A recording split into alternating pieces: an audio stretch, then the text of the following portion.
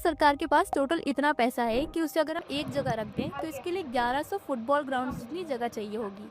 और अगर इतने पैसों को वर्टिकली एक के ऊपर एक रखा जाए तो बंडल की हाइट 320 किलोमीटर हो जाएगी, जो माउंट एवरेस्ट से 80 गुना ज्यादा है। पर आखिर इतने पैसों को हमारी गवर्नमेंट रखती कहाँ है? सो हाय गाइस, स्वागत है आपका। हम जानेंगे कि हमारी सरकार इतना पैसा रखती कहाँ है। तो जैसे हम सब अपने पैसों को सिक्योर रखने के लिए बैंक में जमा करते हैं, वैसे गवर्नमेंट का भी एक बैंक है जिसे रिजर्व बैंक ऑफ इंडिया यानी आरबीआई कहा जाता है। आरबीआई में सरकार के 3 अलग तरह के अकाउंट है।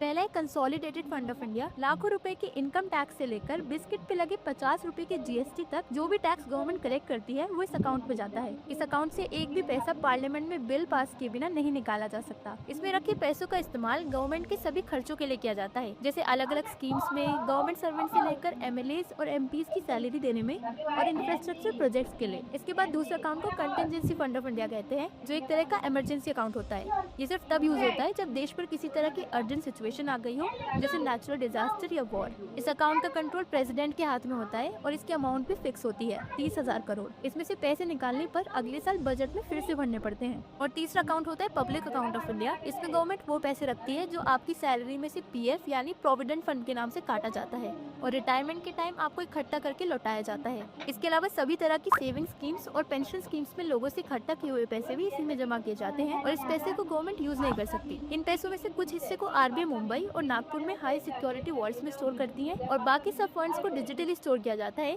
जिससे चोरी और खराब होने के चांसेस कम हो जाते हैं। यानी गवर्नमेंट एक्चुअल पैसों की जगह बस उनका रिकॉर्ड रखती है और जब फिजिकल नोट्स की जरूरत पड़ती है तो आरबीआई मनी फैक्ट्री से उतने नोट छाप दिए जाते हैं जितनी रिक्वायरमेंट हो। तो आप आरटीआई की हेल्प से आरबीआई से पूछ सकते हैं कि अभी उनके पास कितना पैसा फिजिकल फॉर्म में है और वो कहाँ रखा है, क्योंकि दरअसल हमारा ही पैसा है और इसका क्या यूज हो रहा है ये जानना हमारा राइट है। तो दोस्तों, वीडियो इन्फॉर्मेटिव लगी हो तो लाइक और फॉलो कर लेना। मिलते हैं द रियल भारत के अगले एपिसोड में।